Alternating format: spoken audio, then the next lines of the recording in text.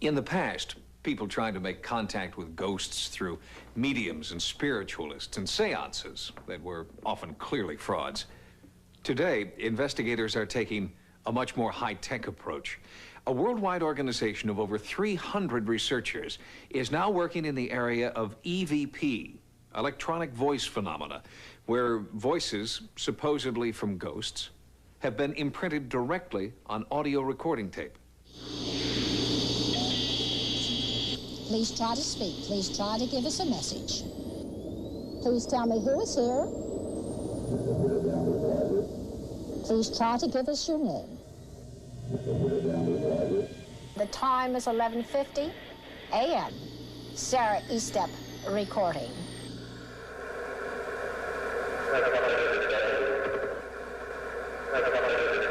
Sarah Estep is the founder of the American Association of Electronic Voice Phenomena.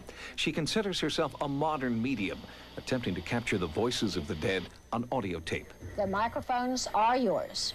Who is with me? I'm recording voices from other dimensions. I started a little over 15 years ago. As a psychical investigator, I was very skeptical about the phenomena. But I decided to try it and see if I could get voices, and I did after 7 days. I started picking up voices on my own, and I have continued ever since. EVP recorders worldwide conform to exacting standards to eliminate the possibility that their machines are simply picking up ambient sound or radio signals, and only new, commercially packaged tape is used. Surprisingly, the ghostly voices are not audible during the actual recording process. They're only discovered later, when the tape is played back. And in some cases, the voices are recorded on the reverse side of the tape. Generally, the words are only heard once. We are repeating them here for clarity.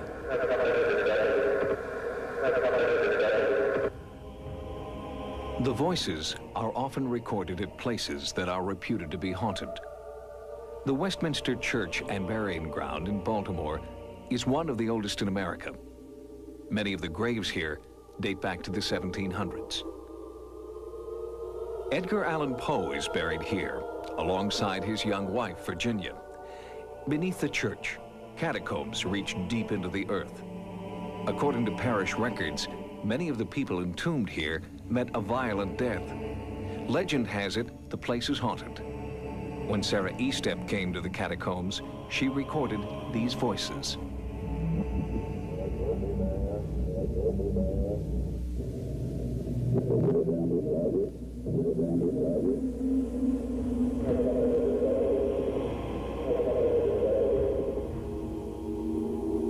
I was here a few years ago, and I picked up the message. We leave the soul right down here. Would like to speak. Would love to hear from you. Any message for us? Well, there's a skull right down. Well, there's a skull right down.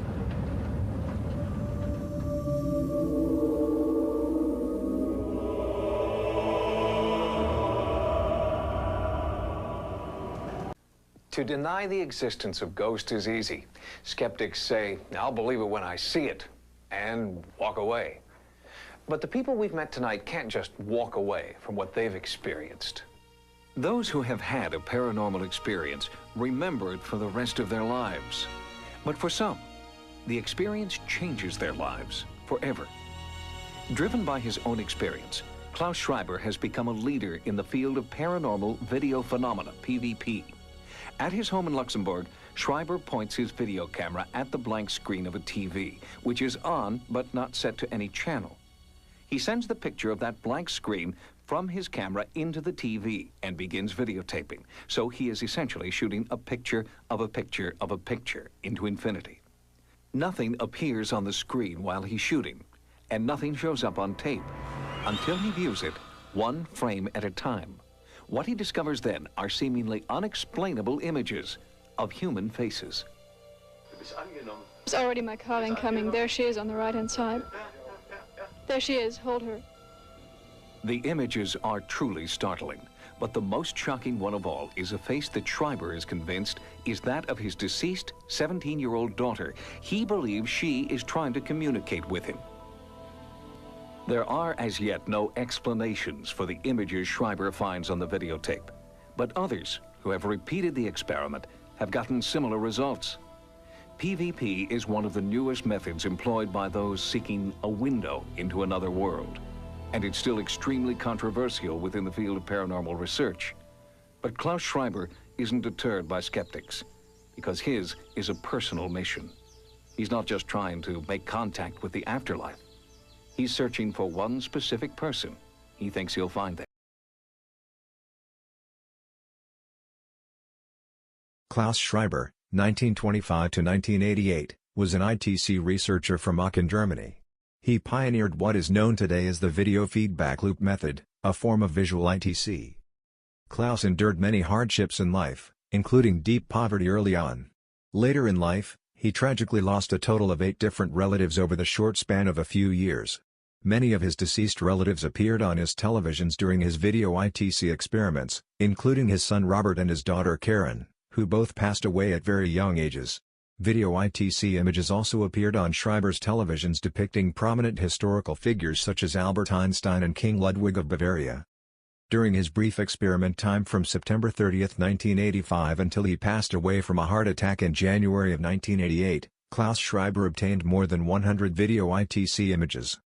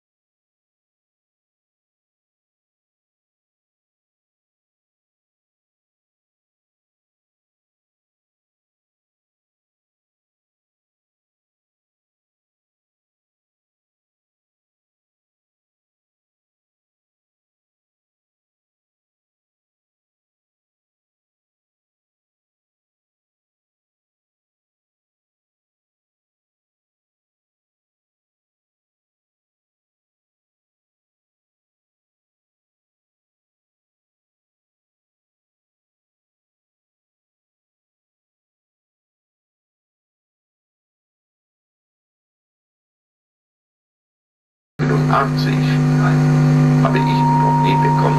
Wann war das gewesen? 15.7. 15. Oh ja. Also, es ist verändert von Bild zu Bild. 87. Ja, ja. Ist das, das ist eine Wiederholung. Ja. Eine unbekannte Gruppe junger Menschen, hast du Ton, zeigt sich jetzt in den Verschwingungsfeldern. Das ist das Entstehungsbild und das wird jetzt deutlicher. Also diese Wolke, die ihr da jetzt seht, zeichnen sich jetzt mit und mit eine Gruppe junger Menschen ab. Ich zeige das hier so undeutlich, wie es auch bei mir angeschickt worden ist. So, es ist keine junge Frau, es ist ein junges Mädchen, 14, 15 und links ist ein älterer Kopf zu erkennen, aber daneben stehen eine Gruppe junger Leute, eindeutig. Und da kommt das Entstehungsbild meines Großvaters. Jetzt muss man nur deutlich diese Augenpartie, es kommt gleich ganz deutlich, sehen und man nimmt den Bart einfach weg, dann habt ihr Zwillinge. Also mein Großvater und ich sehen uns da aus der Sicht der Jenseitigen fast wie Zwillinge ähnlich. Und jetzt kommt meine Schwester Maria. Die habe ich noch einmal gehabt, darum zeigt sie sich hier am deutlichsten. Sie verändert jetzt immer wieder ihre Gesichtsform.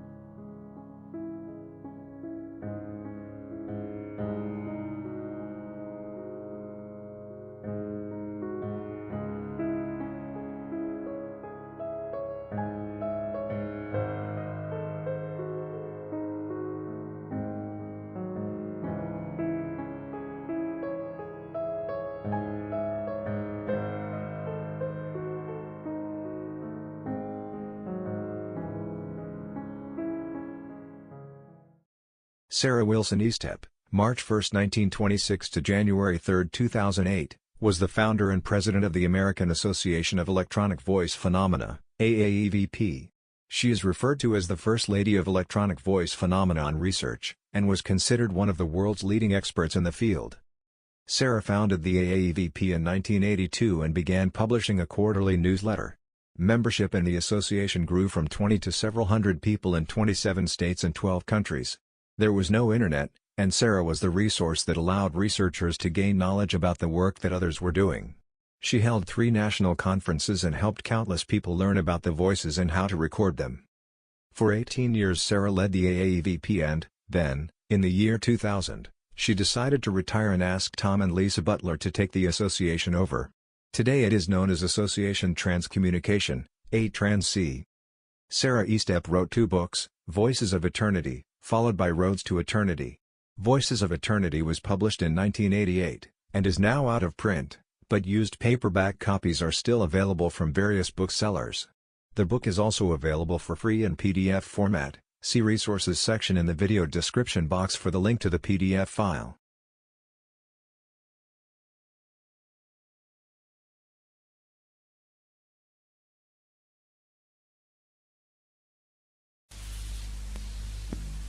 Greetings from the American Association Electronic Voice Phenomena. Since speaking to you last time, our first national conference was held in Baltimore, Maryland, from August 26th to the 28th. It was a tremendous success, with participants from 17 American states, the District of Columbia, Canada, and Finland. This was the first conference to be held in the United States, with a focus on EVP. The group, as a whole, was an inspiration to be with, and showed a sincere interest in the phenomena and its significance for us today and in the future. Our speakers were outstanding, and most were positive in their approach about the future of EVP. I believe in a conference such as the one recently concluded, it is just as important to meet others working in the field and to exchange ideas with them as to listen to a few knowledgeable individuals in a lecture situation. This was very evident with our conference. New friends and contacts were made. Some excellent ideas proposed for future research by several electronic engineers and one gentleman with a PhD in physics. Since the conclusion of our conference, I have heard from a number of the attendees saying how pleased they were with the conference and how much they had learned about EVP.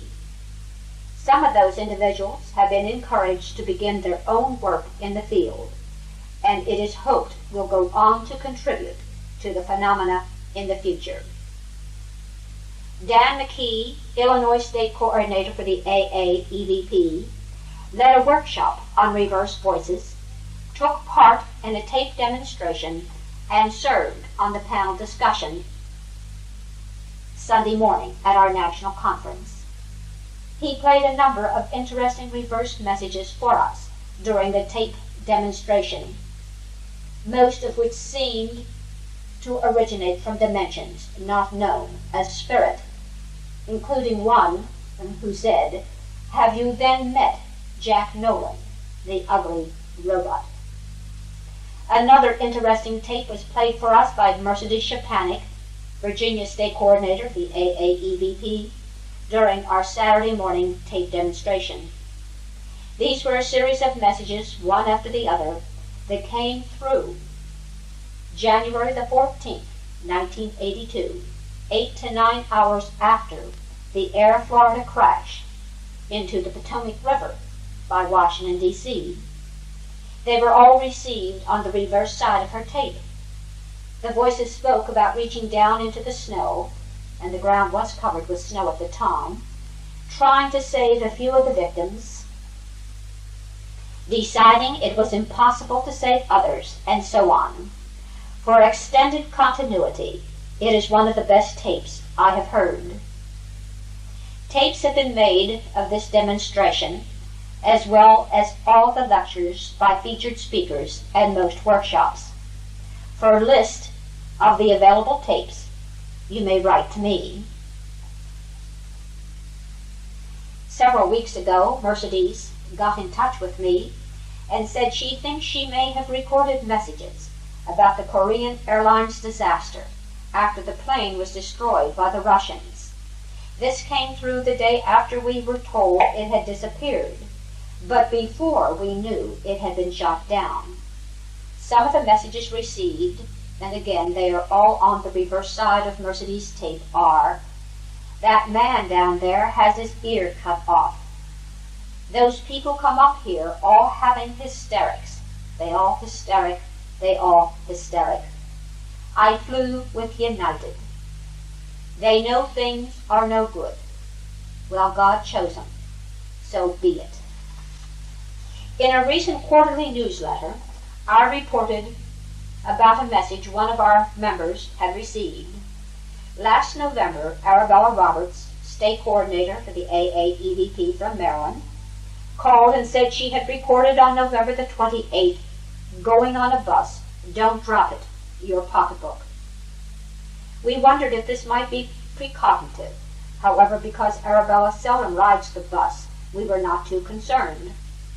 On June 19th, for the first time in years, Arabella went on a one-day bus trip.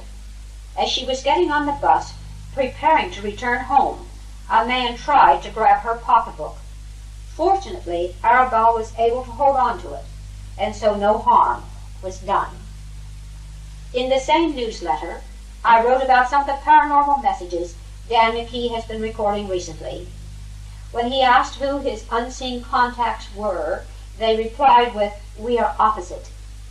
They also talk about going through the mirror. For several years, Dan, Mercedes, and I have recorded many mirror messages. For some time, none of us knew that anyone else was receiving messages about mirrors. We each, independently and unknown to each other, were getting almost identical messages, which to my way of thinking is excellent evidential replication that we are communicating with unseen dimensions. I need hardly point out that it is all the more important and similar to cross-correspondence cases, since we were unaware of each other's results. Repeatedly I have been told to use a mirror, talk into a mirror, and so on. The idea seemed so preposterous to me that for a long time I delayed doing this. On more than one occasion, someone, and this was not always the same individual, said in a rather irritated voice, "I told you to get a mirror." Finally I did, and the first day I put a small mirror on top of my tape recorder, I asked if they liked the mirror. Immediately a Class A voice replied, "If you use this mode, I can help you." Just how the mirror helps, I am unable to say, but it appears that some of those who talk to us find it beneficial. I wonder if anyone else listening to this tape, especially our European friends, have received one or more messages about mirrors. If so, I would be interested in hearing from you.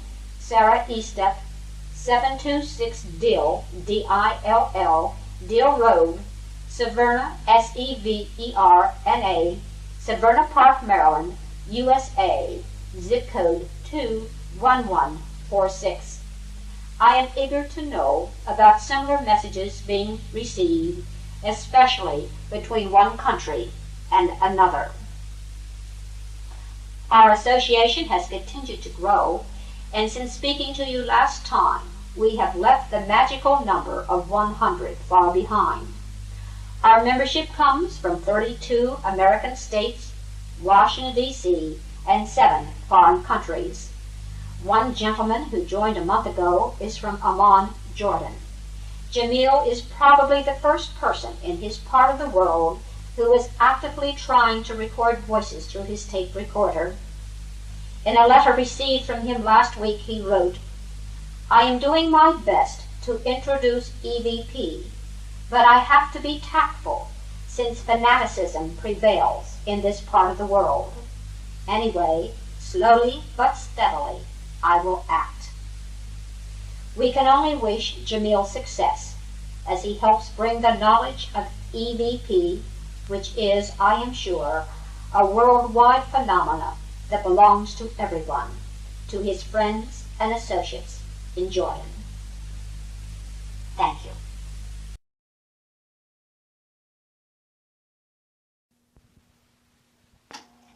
The messages on this tape have been duplicated from original master tapes. Keep in mind that the electronic paranormal voice does not sound like the human voice. It is at times harsh, may be a monotone, and frequently speaks in an unusual rhythm. Each message will be duplicated 3 times in order to give the listener a better idea of what is being said.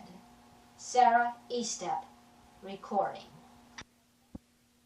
I start to record one morning, and someone says my name clearly. Here's Sally.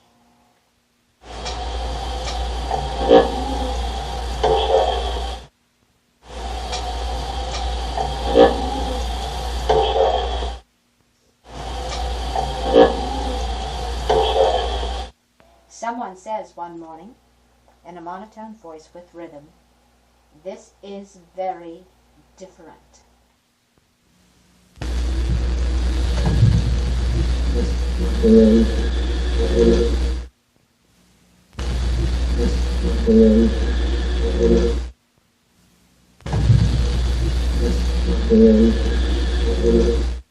You will hear me ask, "Who is here?"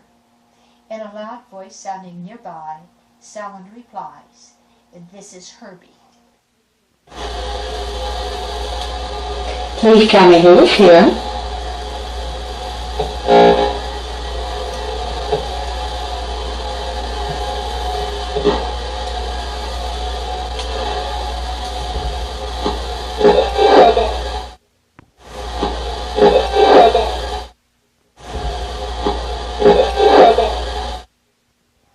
That evening, I turned the microphone over to Herbie in case there was anything he wanted to say. We can't be sure whether it is Herbie answering in this next message, but someone replied in a voice which sounded nearby, "I am frightened."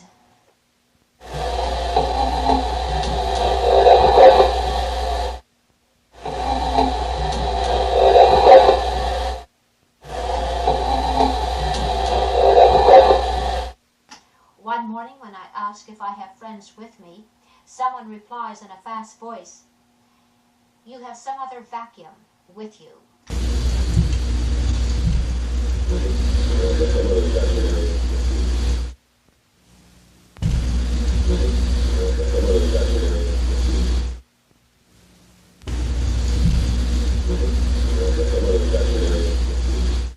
In the third recording, which took place an hour later, the morning of May 22nd, I asked if they create a vacuum in their world, much like we do on the earth plane.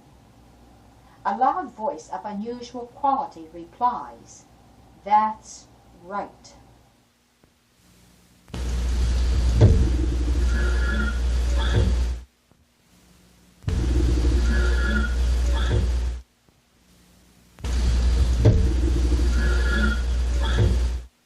The group that spoke to me the morning of May 22nd evidently used a vacuum in order to speak, because when I asked during the third recording if they had to create a vacuum in order to speak, someone replied in a singing mode, "Yes, we do that."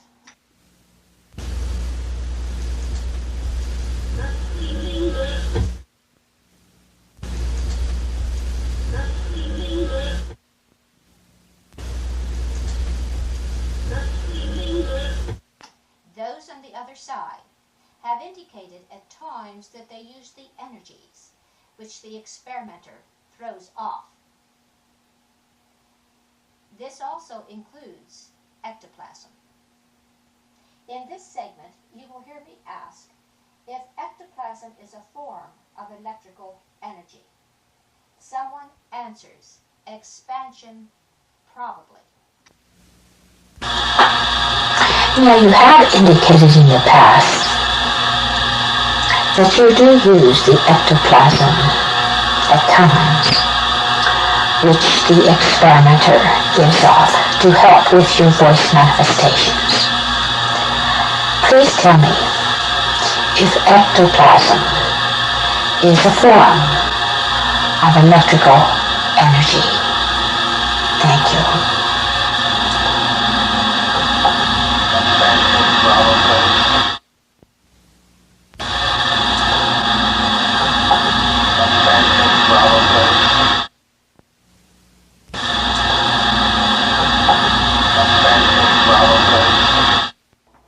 These next two messages are interesting, as well as puzzling.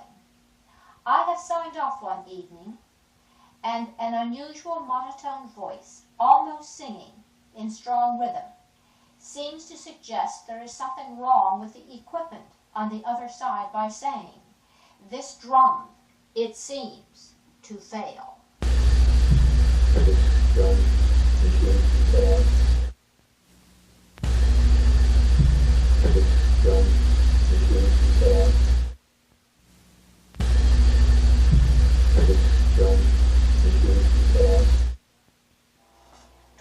Hours later, you will hear me referring back to the message I had picked up the day before when they said, "This drum, it seems to fail." I ask about it, and a voice of unusual quality tells me it's improved again. I received "This drum, it seems to fail." Did this message come from you? Thank you.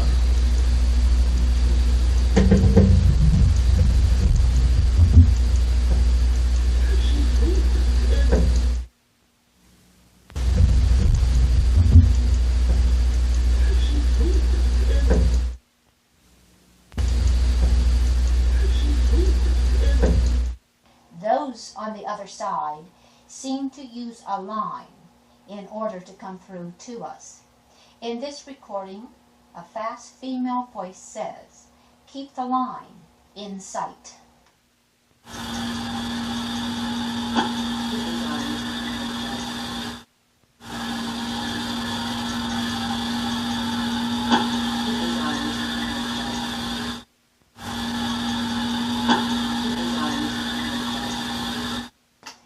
The entities who speak to us from the next dimension use not only the experimenter's energies and their own equipment, but they also seem to look for a psychological and philosophical kinship with those of us sitting at our tape recorder.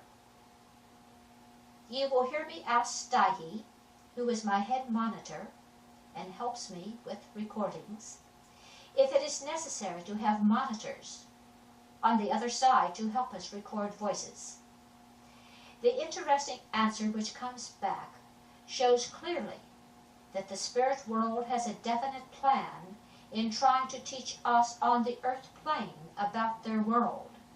As Steihe replies, "You're getting the idea, instructing and instructing." This is followed 4 counters later with the additional words, "I need abilities to relate." Steihe, please tell me about monitors.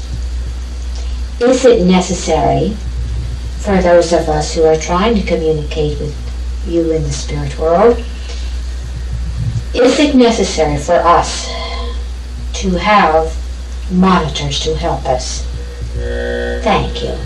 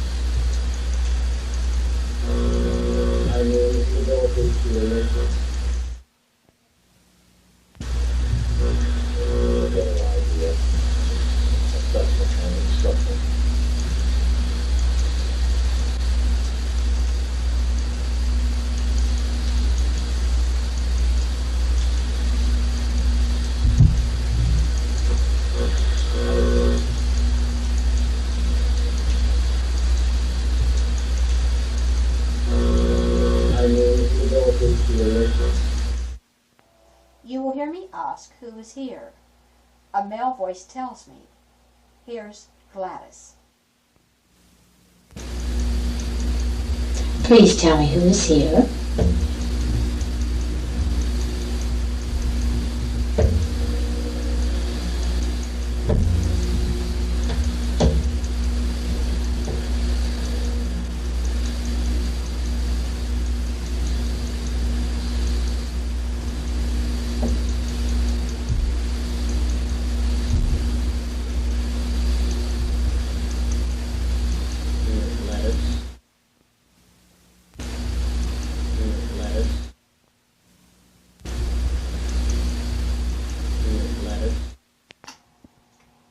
In the next recording, I called on Gladys, and a voice says, "Hello, hello, hello."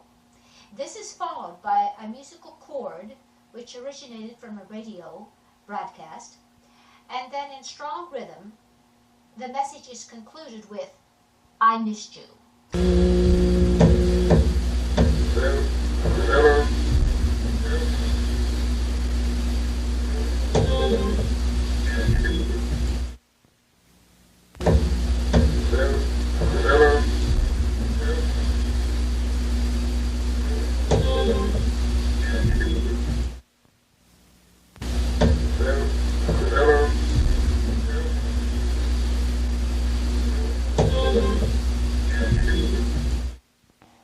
After hearing from Herbie, I ask if he is with me.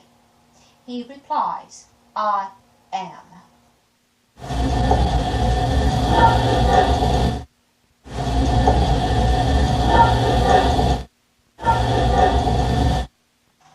During this same recording, I ask if something has happened to Herbie. A soft voice replies, "There's this. This man is sick."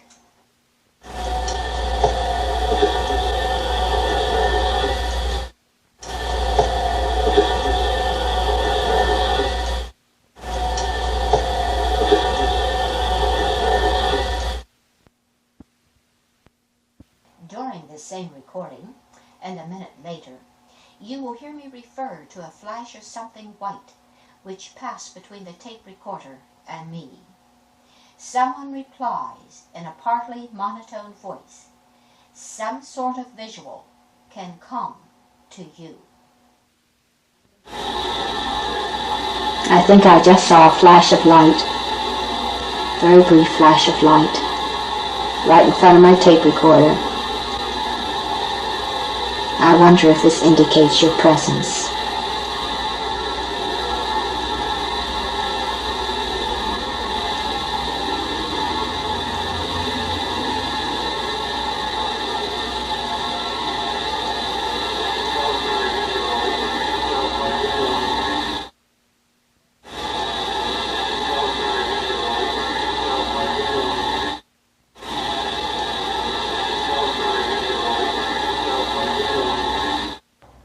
Days later, I had a roll call recording. During this type of recording, I call on a number of individuals, known and unknown, who have spoken to me from the spirit world. I ask if my brother is here, and immediately a loud voice sounding extremely nearby mentions the high wall window in my office. He says, "Face window." Is my brother here? Next line down. Next line down. Is my brother here? Next line down. One morning, after I make a comment to my friends on the other side, someone tells me, "That's very plain."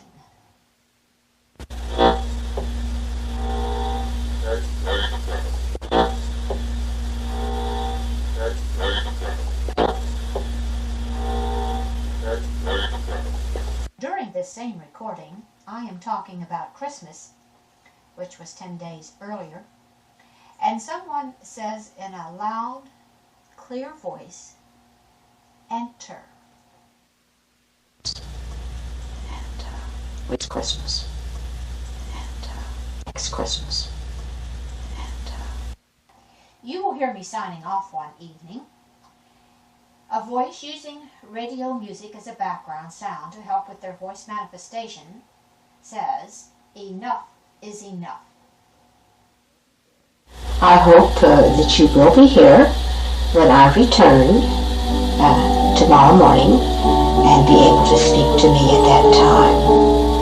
So until then, thank you again for being here, and good night.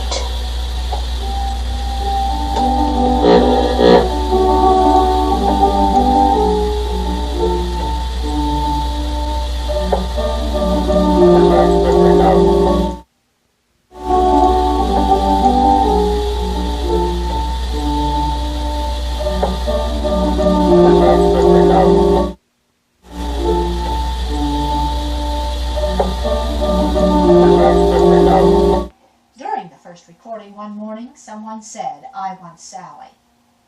In the second recording, I asked who had said this. There are unusual background audio sounds, and then someone replies in a partly singing mode, "I love her."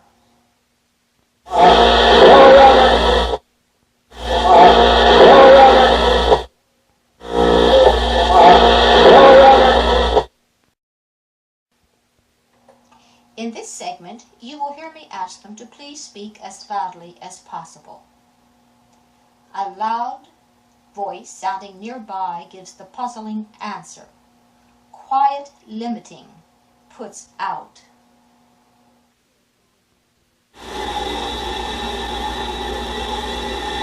Please speak as loudly as possible. Quiet limiting to syllable. Quiet limiting to syllable. Quiet limiting to syllable. The morning of January 18th, I was discussing with those on the other side spirit photographs. When I asked if it would be possible to take a spirit photograph, someone replied in an even rhythm, "You get my face."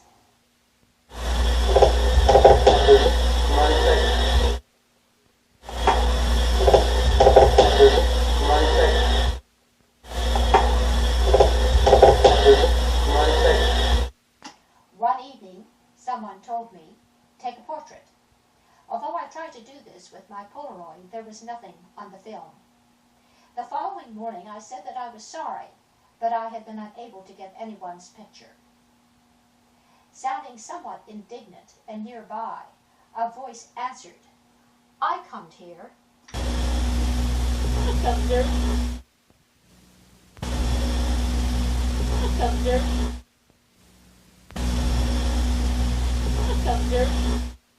The evening of January 27th, an experiment was done taking spirit photographs. Nancy Stallings acted as medium, and her husband Ron and a friend, Kevin Mack, were the photographers.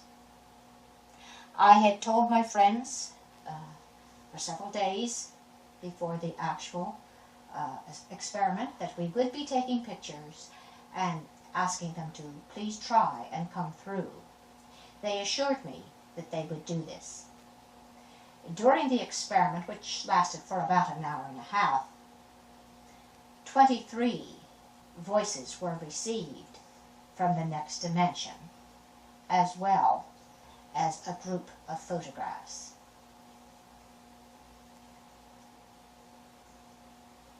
In this segment, I have just asked who we had with us. A hoarse voice sounding very clear replies, "Let's talk second."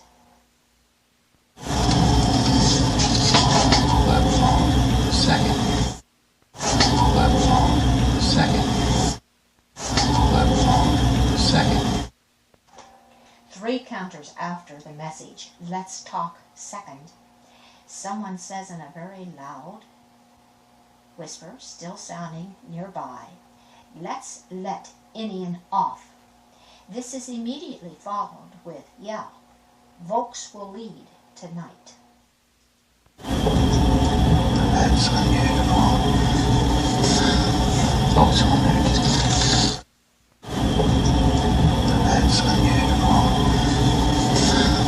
That's unusual.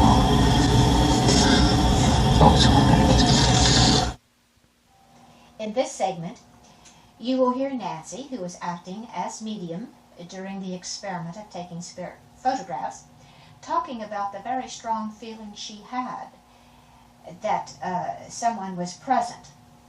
You will hear her husband reply, and then someone comes out in a very strong voice, in rhythm, with "You can't feel better?" Oh, it is so strong. Never felt nothing like this in a haunted house or any place. Still there? It's still something. When I said to take it, it was stronger. Okay, I got that. Oh, it is so strong. Never felt nothing like this in a haunted house or any place. Still there? It's still something. When I said to take it, it was stronger. Okay, I got that. Okay, I got that. After the film was returned from the developer, I laid the 5 pictures out on which there was an image. You will hear me ask those on the other side if they can see the 5 pictures on the desk in front of me. Someone replies in a clear voice, "That's your assistant." If you are in my office or able to look into it from your dimension, perhaps you notice the 5 pictures that I have spread out on my desk, which were taken in January with Nancy Stallings and her husband Ron and Kevin Mack. Please tell me if you can see these 5 pictures that I have on the desk in front of me. Thank you.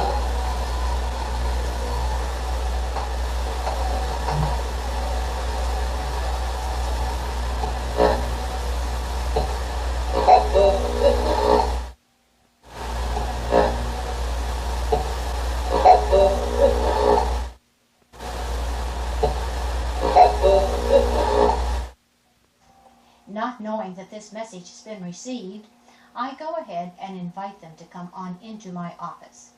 Again, I ask if they can now see the pictures, and someone replies, "Sure, I'm sure that we can." And now, can you see these pictures on the desk?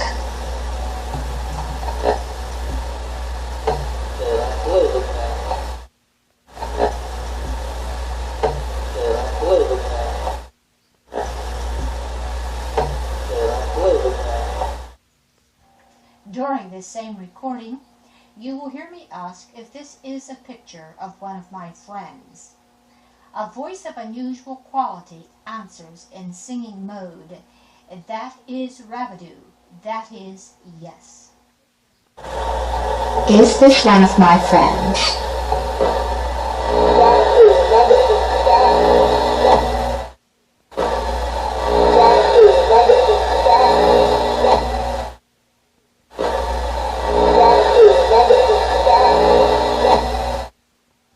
Not knowing that this message has been received, I go on to ask who it is. Still in unusual quality and still singing, someone replies, "Nobody know him."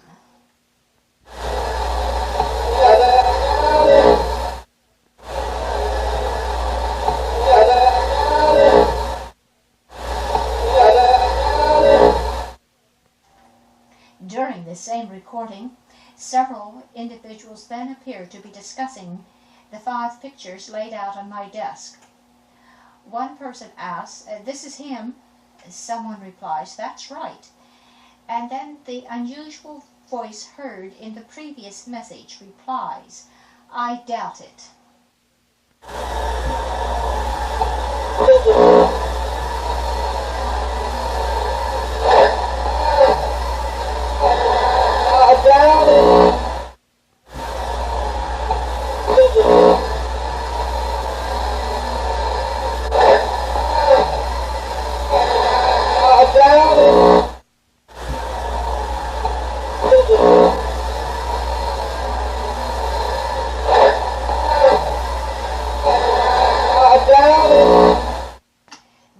the other side sometimes say they crossed the bridge in order to speak to us.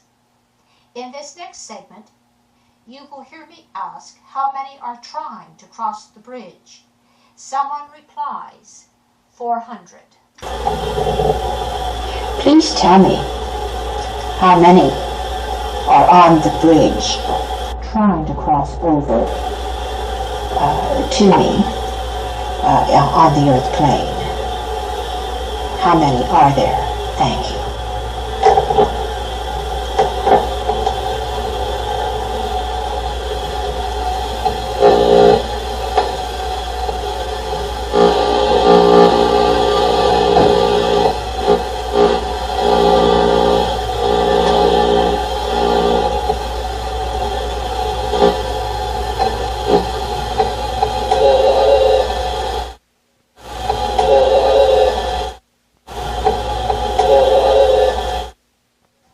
In the second recording that morning, you will hear me ask if the message 400 had really come from them. The same voice replies, I said 400. If the message 400 really came from you, thank you.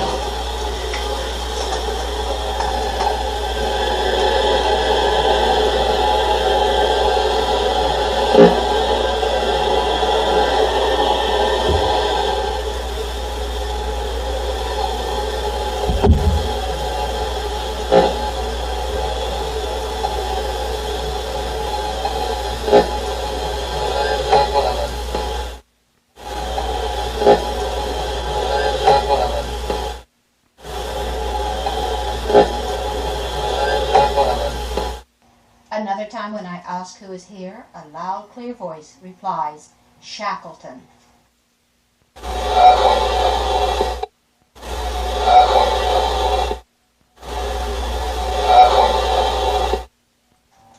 You will hear me ask if there is anything I can do to help those on the other side help me.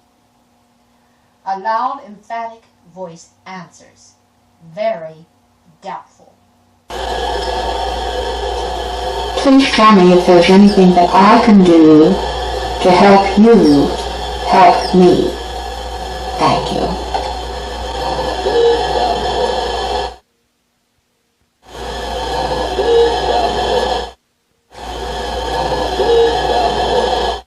The background of this next message is interesting.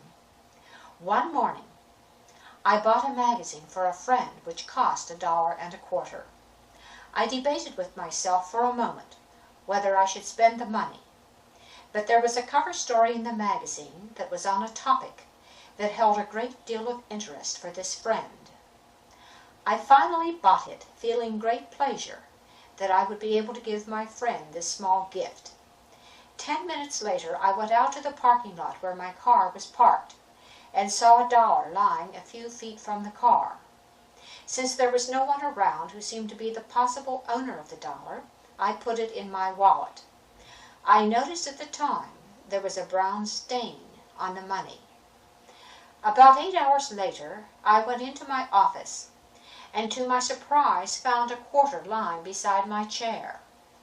No one had been in my office all day, and I felt quite sure that the quarter wasn't mine. Picking it up, I noticed there was the same brown stain on it that had been on the $1 I found hours earlier in the parking lot.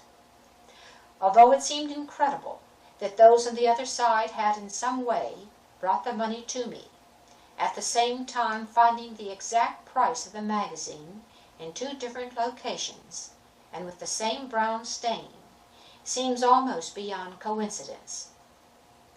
That evening you will hear me ask those on the other side if they had arranged for the money to come to me. A male voice answers, yes, we did do it. Cost $1.25.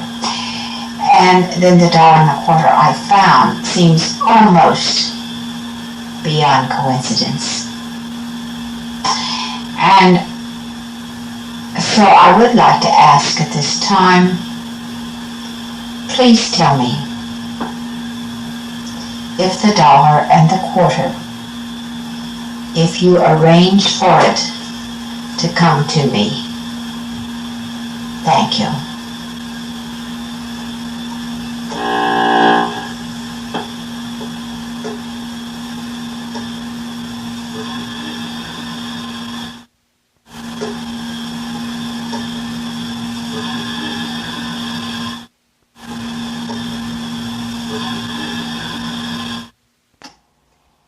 This is the end of side 1.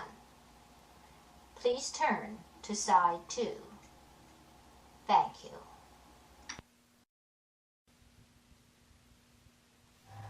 Before I start a new recording, I always give feedback as to what I have recorded during the previous recording. In this way, those on the other side know exactly what I have managed to pick up from them. One morning I am doing this, and as I start to speak to Stahi, a loud, partly monotone voice breaks in and says, "Now hear this one we love." Stahi, when I asked if he were standing by, I seemed to get back an odd whisper. Stahi, when I asked if he were standing by, I seemed to get back an odd whisper. Stahi, when I asked if he were standing by, I seemed to get back an odd whisper.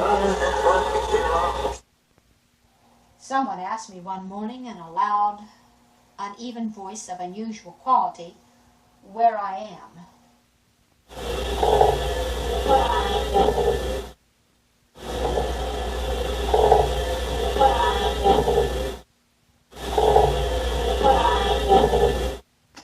Otto is an unknown entity who has spoken to me several times. One day I asked Otto if he is happy in the spirit world. There are unusual background audio sounds which he seems to use to help him speak. He replies, "Joyous with my friend, happy."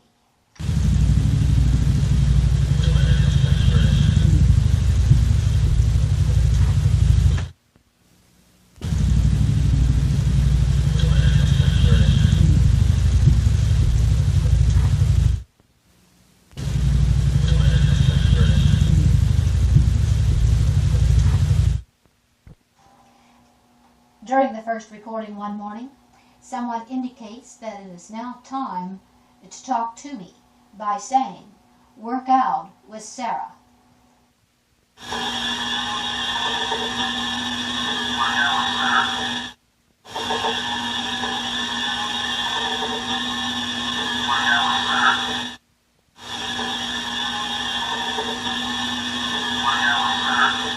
This next segment is another example of those on the other side using words with which we are unfamiliar. I have asked them to please try to get someone who can answer my questions about higher realms of consciousness in the spirit world. A loud voice sounding nearby asked, "This weary, have you gotten him?"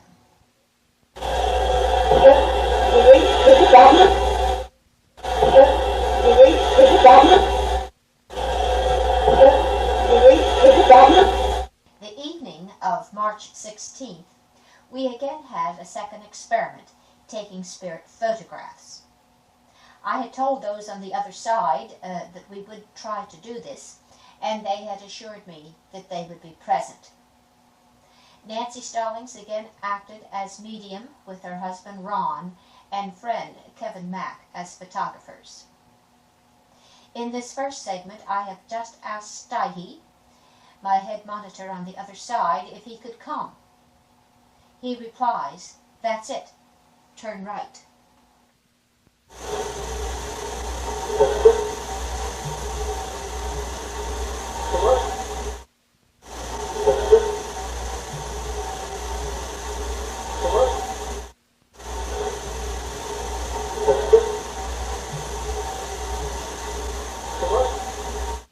You will hear me inviting those on the other side to come close during the photography session.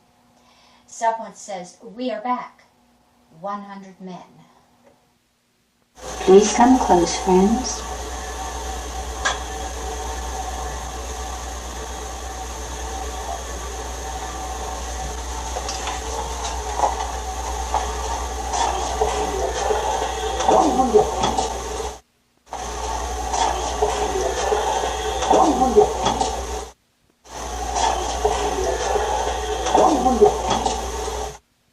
In the background, you will hear the sound of camera equipment when I ask Otto if he would like to come through.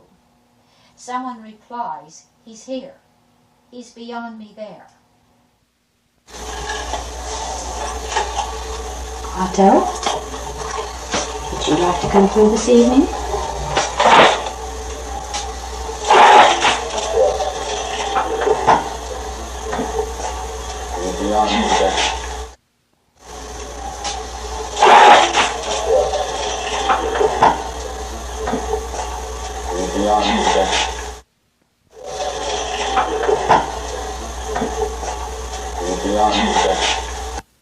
In this segment, you will hear the buzz one of the cameras makes as it takes a picture.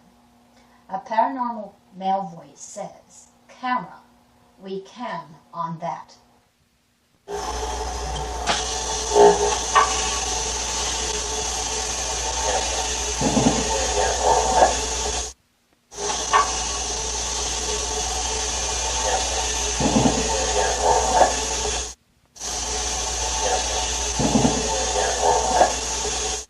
The last message that was recorded near the end of the photography session was a voice which said, "I can't stay on here."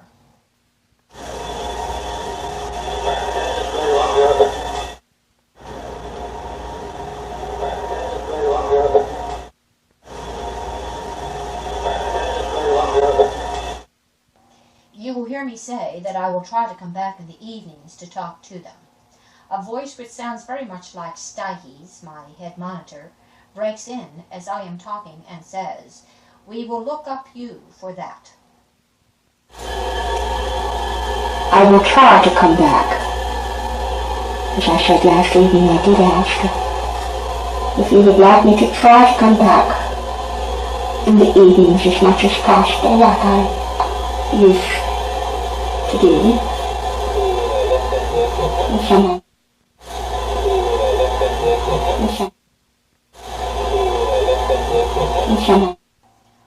I have signed off and someone sings to me, "Come back."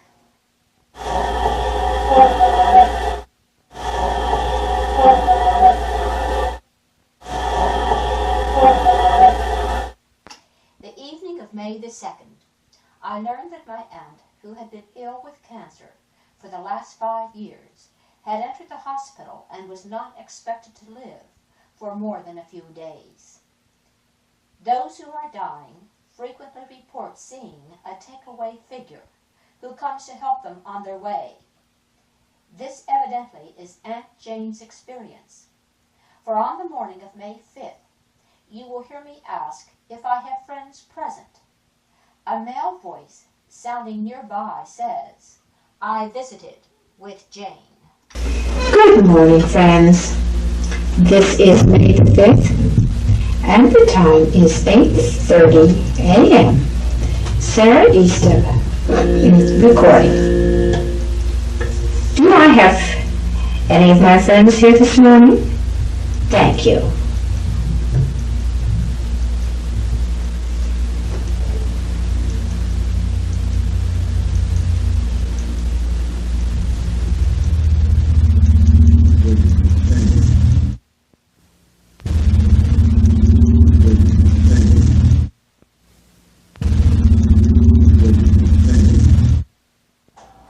In the second recording, the morning of May 5th, you will hear me refer back to their previous message, in which someone says that they have visited with Jane. I ask if she knew they were with her. The answer which comes suggests that while Jane may not have seen her visitors clearly, she saw the outline of them. The reply, yes, comes back 2 times, and the second time someone adds, "She outlined." Please tell me, when you visited Jane, did she realize that you were there? Thank you.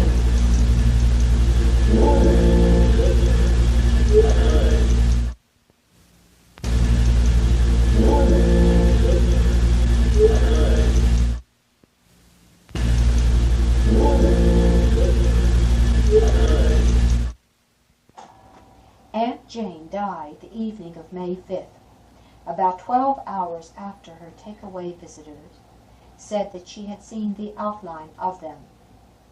The following day, almost 24 hours later, I made one recording before leaving for her home. You will hear me ask if she has entered the spirit world yet.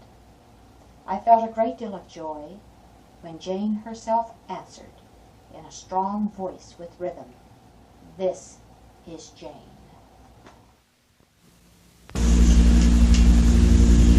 Please tell me if she has entered the spirit world yet.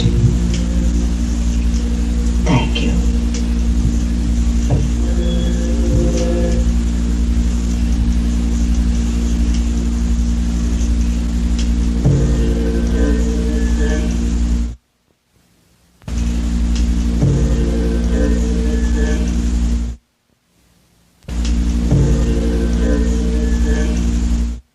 After returning from the funeral, I ask if my aunt is standing by. The clear answer is, every day. Every day. Every day. Every day. Aunt Jane has spoken to me many times since her death in May 1978. In March, I asked how things are for her now in the spirit world. She replied, "They are good."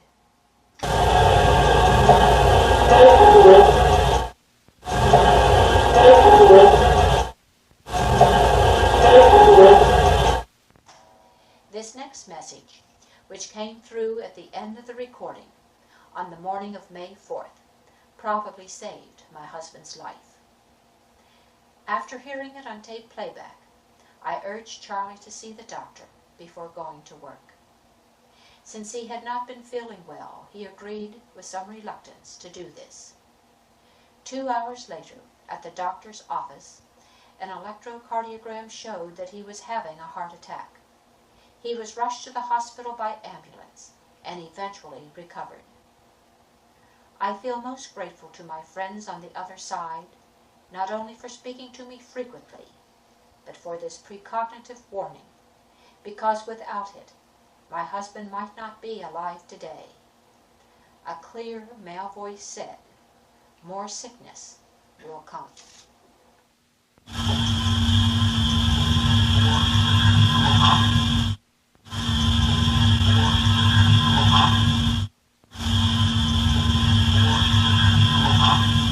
I have just given my invitation for those on the other side to join me for recording.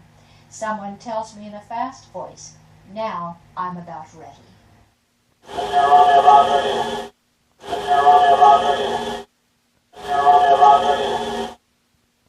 5 counters later he adds, "Daytime, I'm ready."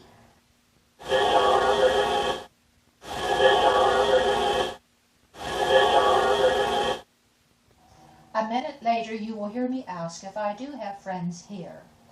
A female voice answers in an even rhythm, "I'd say you do," and this is followed immediately with, "Now ready." And now, please tell me if I do have friends with me. Thank you.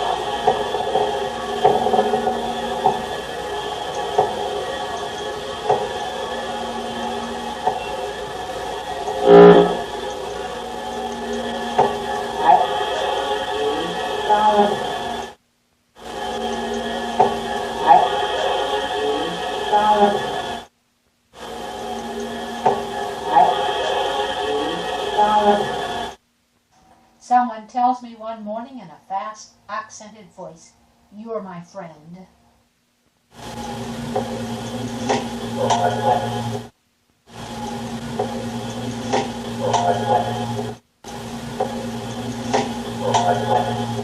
These next 2 messages are interesting. My son slams the door, and a female voice asks, "What could that be?" Bob then slams the door a second time, and another voice comes in, this time a male voice, and asks the same question. What could that be?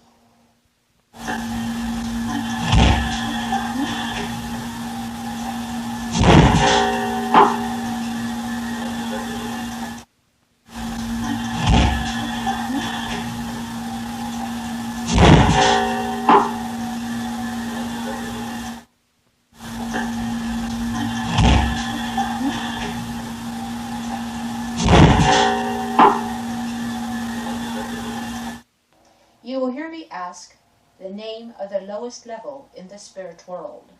Someone replies, Televinia. Please tell me the name of the lowest level in the spirit world. Thank you.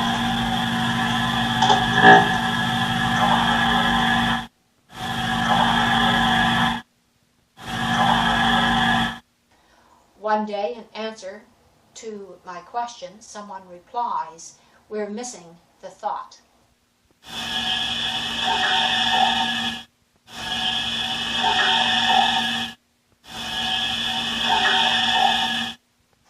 In the recording following the message, we're missing the thought, I tell them that I will try to put my mind on the question, and perhaps they can pick it up from me telepathically. Someone replies again, we're missing the thought. And a moment later, a loud, clear voice comes through and says, that is working.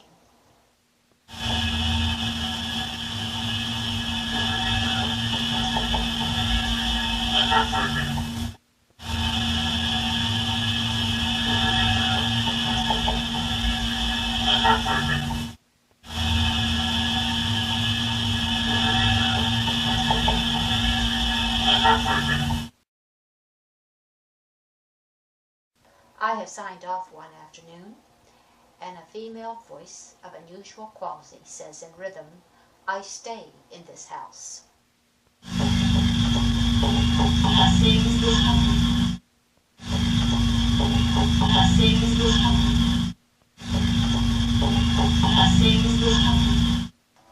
Because someone had said in the previous recording that they wanted to talk to me, I turned the microphone over to them again for any message they wish to bring.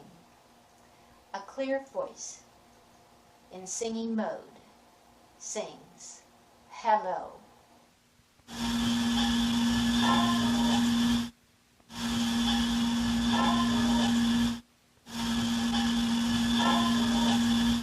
One morning, two individuals announced their presence by saying, Eileen.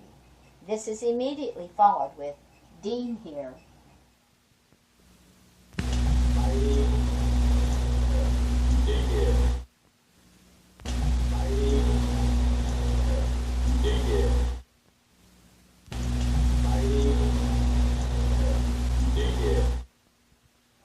One morning when I ask if I have friends here, someone tells me in unusual rhythm, you still like me.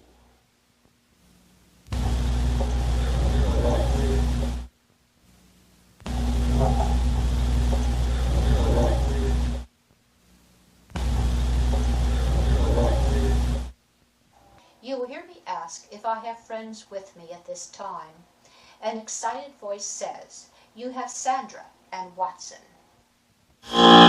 Please tell me if I have friends with me at this time. Thank you.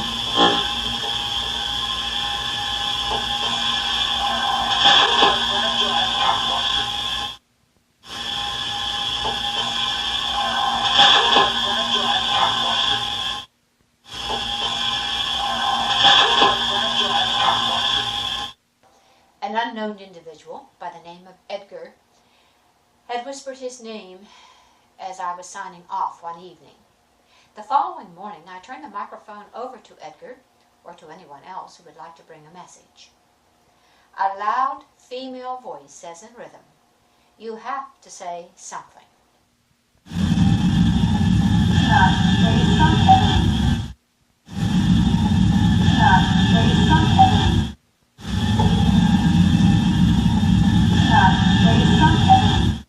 One evening, my friend Ron Stallings called and asked if I would try to find out from those on the other side some information concerning a boat that was docked in the Annapolis harbor. A friend of theirs owned this boat, and had had numerous problems with it. Some of the situations which had arisen with the boat seemed to have a paranormal origin. Although the friend planned to sell the boat, she wanted more information about it. I agreed to try to do this.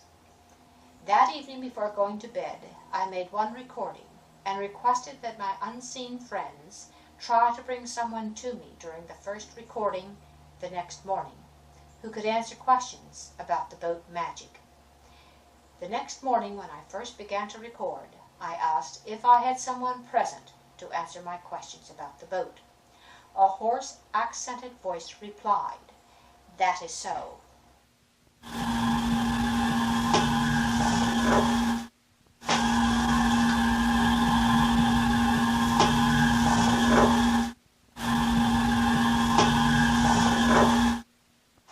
Five counters later, they add storm damage to it.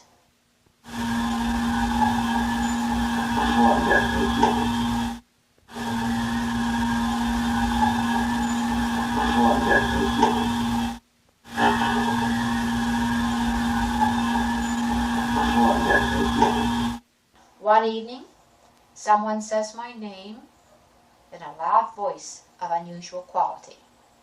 Sally.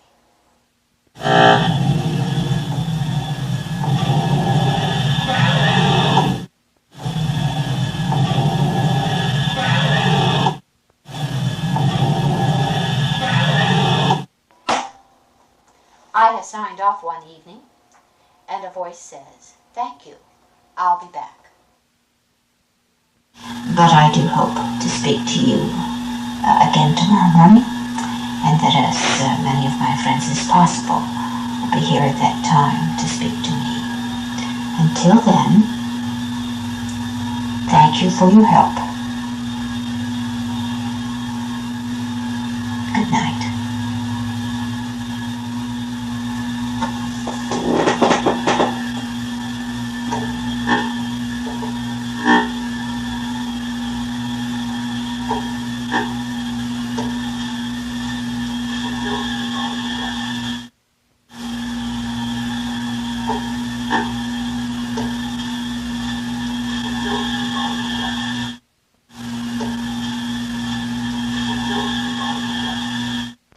The word aura comes through clearly.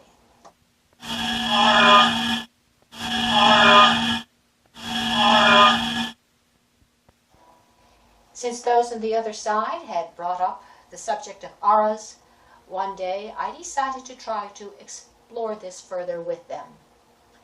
In this next segment, you can hear me ask if they are able to see the auras of earth plane individuals. A loud, clear voice answers, yes. Please tell me if in the spirit world you are able to see the auras of earth plane individuals. Thank you.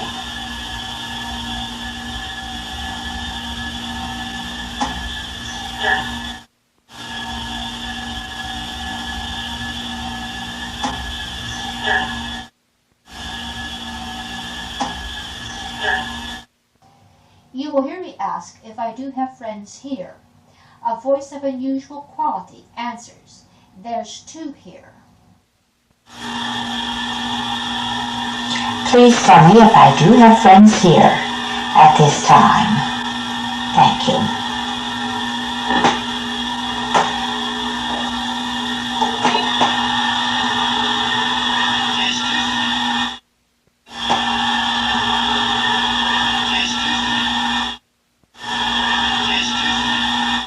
This next message is another example of their using words with which we are unfamiliar. I have turned the microphone over to anyone who wishes to speak, and a voice says, in an even rhythm, "I'll be back. I'll play with my Ari."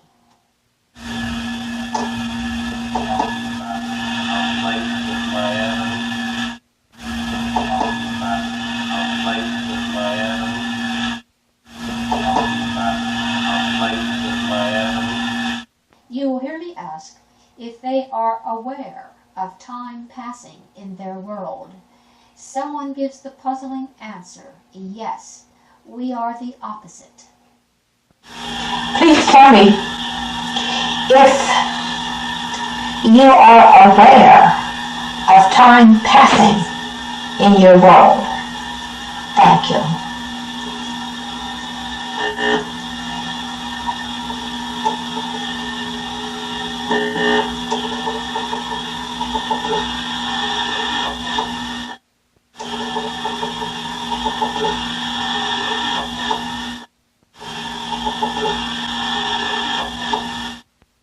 Someone says in a voice of unusual quality, I've upset you.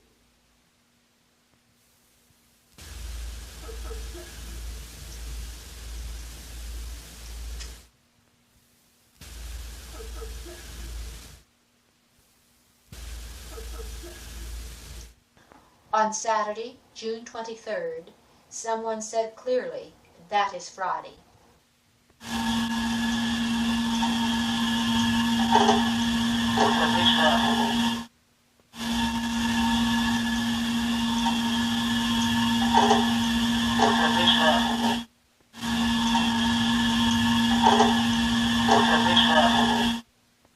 Two days later, on June 25th, someone tells me, remember, it's Friday.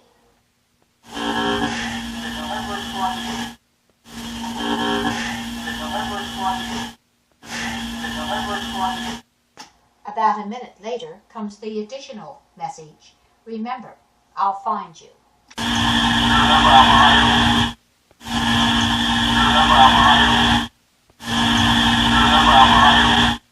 Since nothing out of the ordinary had happened on Friday, June 29th, I commented about this the next day. A clear voice replied, you'll have a light real soon.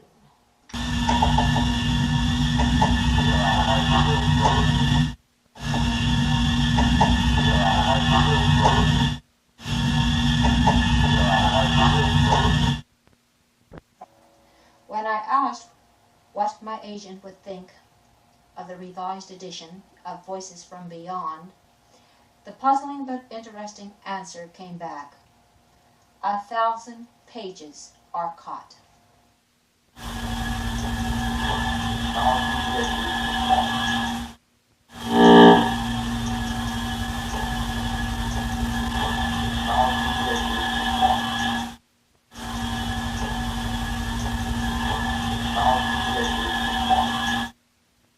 In June, someone on the other side came through with the interesting and significant message. There will always be a hollow in psych. Then you'll have to quit. Then stop to look for me. I asked those on the other side to give me an interpretation of this message, but they did not do this. The following day, I gave my own interpretation of what I thought they meant. And when I had finished, a female voice of unusual quality said, beautiful, and this is immediately followed with a male voice who said, we like it. Which I think you expressed in the two messages. When you said there will always be a hollow in psych, then you'll have to quit and stop to look for me.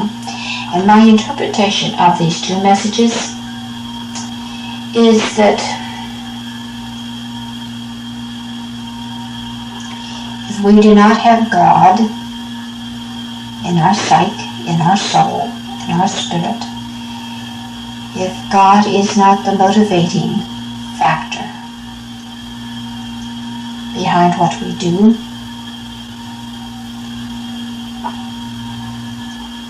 then we do have to quit whatever we're doing, and we have to stop and look for God.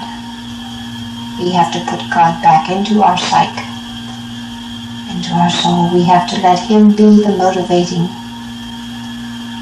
force within our life. Is this what you meant by the two messages which you gave yesterday? Thank you.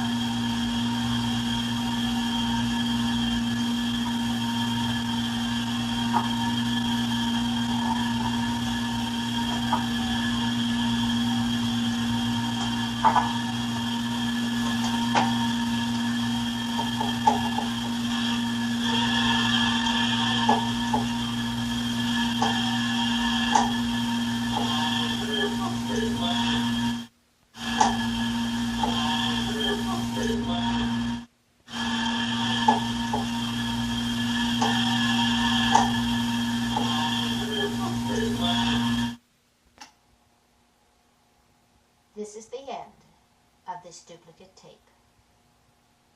Thank you.